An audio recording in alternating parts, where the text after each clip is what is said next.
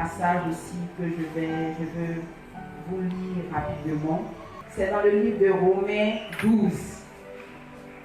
Le livre de Romains 12 dit: Je vous exhorte, donc, frères, par les compassions de Dieu, à offrir vos corps comme un sacrifice vivant, saint, agréable à Dieu, ce qui sera de votre part un culte raisonnable. La Bible dit d'offrir ton corps comme un sacrifice vivant.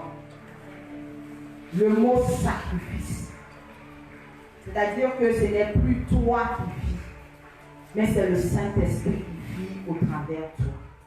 Tu es chrétien, mais est-ce que tu es distingué? Aujourd'hui, nos vies, avec les païens, il n'y a pas de différence. Tu chantes dans la chorale, mais ta vie, il n'y a pas de différence avec ta voisine musulmane. Amen. Elle vit avec un homme qui n'est pas son mari. Toi aussi, tu vis avec un homme qui n'est pas ton mari.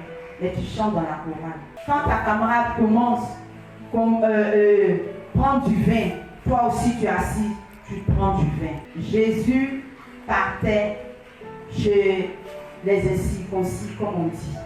Mais il s'est démarqué. Bien qu'il était assis avec eux, mais il n'était pas comme eux. Aujourd'hui, on est comme eux. Jésus revient, c'est sérieux. Jésus revient. Amen. Plus haut, le verset 21 dit: Car si Dieu n'a pas épargné les branches naturelles, il ne t'épargnera pas non plus. La vie chrétienne, on dit c'est serré. Quand on dit c'est serré là, c'est serré. C'est pour dire qu'il faut t'asseoir à un moment donné et puis il faut dire: je suis fatigué.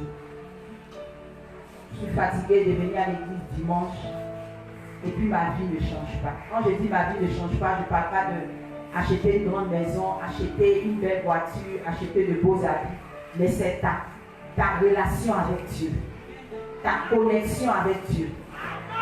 L'apôtre Paul était tellement connecté à Dieu que malgré la tribulation, il a réussi sa mission. Est-ce que toi, tu es en train de réussir ta mission?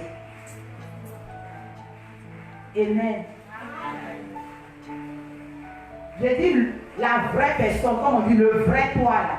C'est quand tu es assis seul avec toi-même. C'est que tu fais et puis personne ne voit là. C'est ça qui est toi. Pas devant les frères, devant les sœurs, devant les pasteurs, devant. Tu insultes bien ton mari. Et puis quand vous êtes à l'église, rien n'est comme si rien n'était. On dit on passe beaucoup de police. Toi tu es chrétien, c'est toi-même qui réceptionnes l'argent en business. On dit concours de gendarmerie, tu dis tu as connexion. Tu ne travailles pas à l'ambassade, mais c'est toi qui fais visa pour les gens pour qu'ils puissent voyager.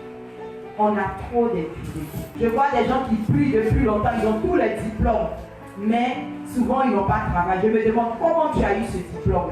Tu l'as eu comment? Tu l'as eu comment? Aujourd'hui, BTS se vend, BAC se vend. Et les chrétiens achètent. Doctorat se vend. Et j'ai des pasteurs même qui vont acheter doctorat pour qu'on puisse les appeler docteurs de la parole. Moi, j'ai vu ça en Afrique du Sud. Amen. C'est-à-dire la corruption est devenue tellement normale. Si tout de suite, là, on appelle les mamans, on dit: ah, il y a connexion pour que ton fils va voyager, il va aller en Angleterre, ou bien il va aller aux États-Unis. On a besoin de 2 millions. Les gens vont aller s'entêter. Je dis, assis ici parmi vous, d'autres vont aller s'entêter pour donner à cette personne pour que son fils puisse voyager en business, comme on le dit. Or, nous sommes chrétiens. Amen. Revoyons nos vies. Examinons nos vies. Je parle aux chrétiens. Parce que nous avons un ennemi.